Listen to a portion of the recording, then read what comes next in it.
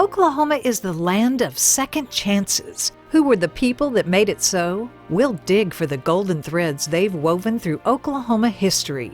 The Red River Institute and Atwood's Ranch and Home are proud to present Oklahoma Gold. I'm Gwin Faulconer-Lippert, along with award-winning author and Southern Nazarene University historian John J. Dwyer. We'll find the golden nuggets of Oklahoma history. Here now, Oklahoma Gold. On this special holiday edition of Oklahoma Gold, John J. Dwyer is sharing his mic with a fellow Oklahoma history lover. A distinguished board member of the Red River Institute and friend, Pastor Wade Burleson will share an Oklahoman's story of a theatrical Christmas play performance that became a worldwide event. Pastor Wade Burleson of Emmanuel Baptist Church in Enid is tonight's author, skilled storyteller, and a history advocate. After he vetted this hometown story, over coffee, he told John J. Dwyer about this piece of Oklahoma history that touched the world. The upshot? John J. Dwyer knew it just had to be this week's Oklahoma Gold. With that message of hope for our struggling world today, as it was struggling then, here is Pastor Wade Burleson with Chapter 13 of Oklahoma Gold.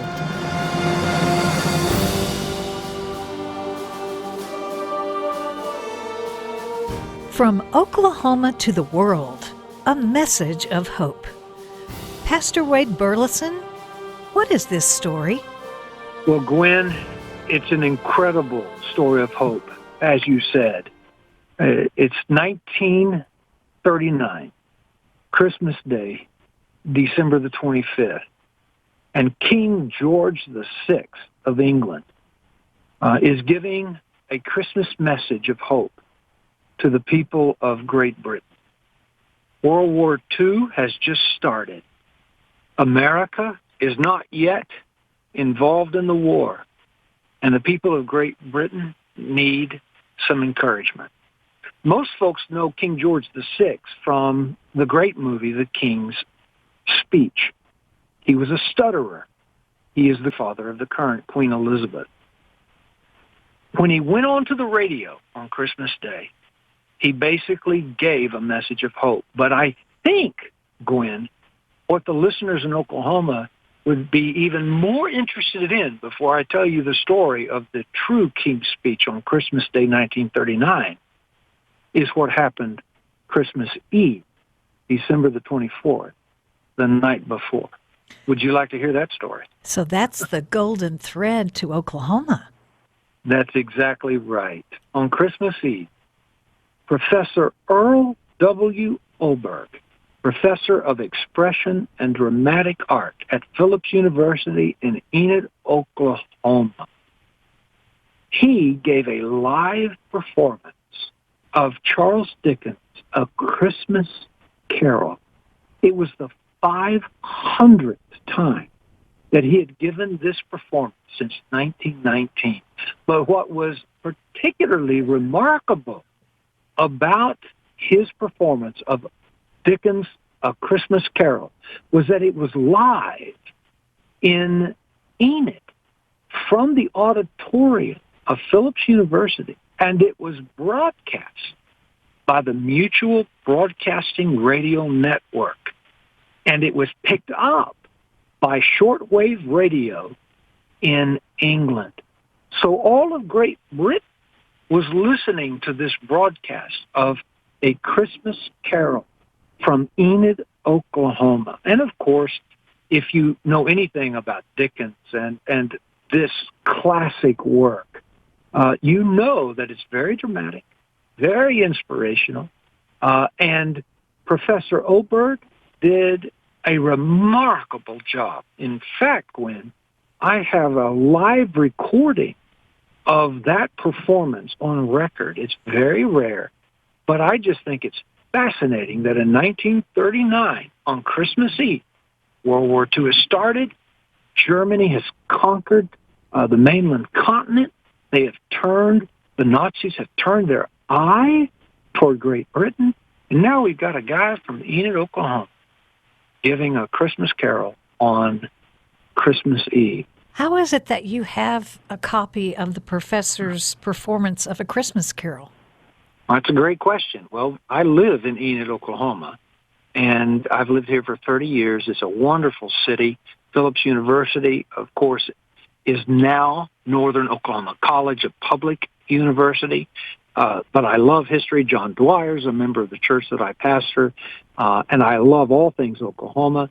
So this was just a story that captivated my mind. I wrote about it 3 years ago. John Dwyer and I connected, and I just think it's remarkable in this very difficult year that now we come to the place where we need a message of hope. And 3 years ago, I looked far and wide for an actual recording of Professor Oberg, A Christmas Carol. And I found it. Again, very rare, but it was from the grandson of Professor Oberg. I bought it from him, and I have it in my house, and am making a digital recording of it.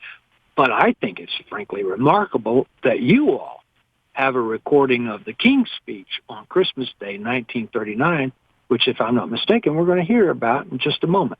You know, I tell people all the time that there is so much history in Oklahoma that very few people know about. And on this occasion, Christmas Eve 1939, Professor Oberg, I read the newspapers on the next day, Christmas Day. He captivated the hearts of the people in Britain and gave them a message of hope. And then, of course, on Christmas Day, King George VI gave his Christmas Day message.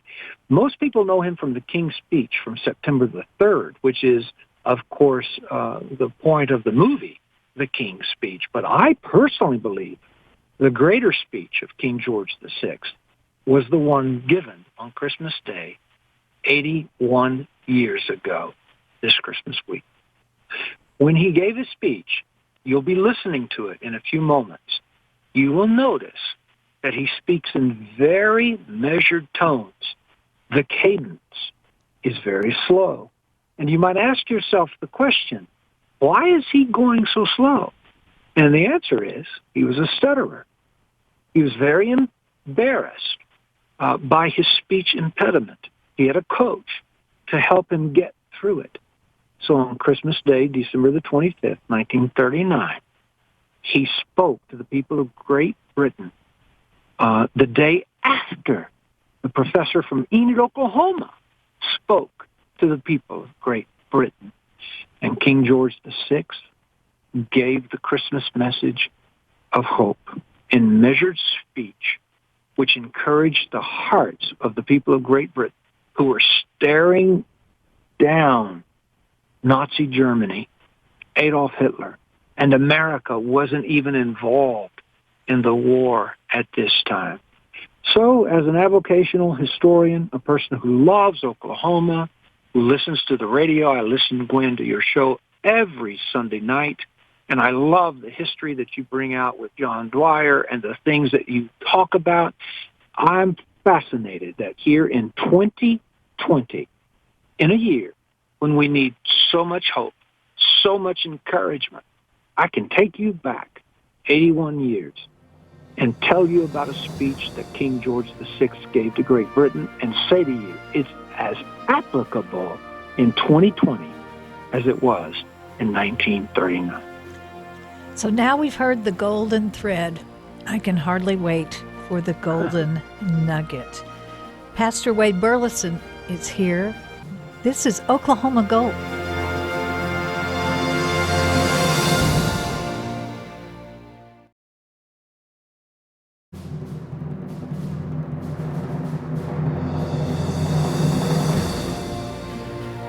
From Oklahoma to the world, let's hear that message of hope. Pastor Wade Burleson, what's the golden nugget? The new year is at hand. We cannot tell what it will bring. If it brings a peace, how thankful we shall all be. If it brings us continued struggle, we shall remain undaunted. In the meantime, I feel that we may all find a message of encouragement in the lines which in my closing words I would like to say to you. I said to the man who stood at the gate of the year, give me a light that I may tread safely into the unknown. And he replied, go out into the darkness and put your hand into the hand of God. That shall be to you better than light and safer than a known way. That gives me chills when I hear that. We were hearing the king, weren't we? We were hearing the king, and as I said earlier, the father of Queen Elizabeth, he stuttered, and so his cadence is very slow. But what you just heard on KTOK radio is what the king said Christmas Day, 1939. And you got to put yourself in his shoes and the people of Great Britain's shoes. Nazi Germany has conquered the continent of Europe. And now they're about to attack Britain in what's called the Battle of Britain. And the people are scared. The time is dark. They are not sure what's coming their way. They have no confidence in the future. 1939 sounds a little bit like 2020 for America. The king's wife had given to him a poem that had greatly affected her life. The poem was entitled God Knows by Minnie Louise Haskins. And the king only quoted the opening 2 lines of that poem. Go out into the darkness and put your hand into the hand of God. That shall be to you better than light and safer than a known way. But Gwin, what I'd like to do for the people of Oklahoma during this time is quote the last 3 verses of this incredible poem. And in my mind, that is the golden nugget for tonight. Does that sound good? Yes.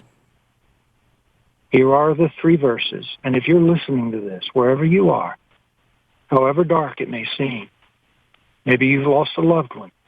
Maybe you're not sure what 2021 holds for you. Listen to the words, the 3 verses of the rest of the poem that King George VI quoted on Christmas Day, 1939. So heart, be still. What need our little life, our human life, to know if God hath comprehension in all the dizzy strife of things both high and low? God hideth his intention.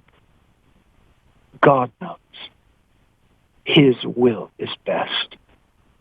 The stretch of years which wind ahead, so dim to our imperfect vision, are clear to God.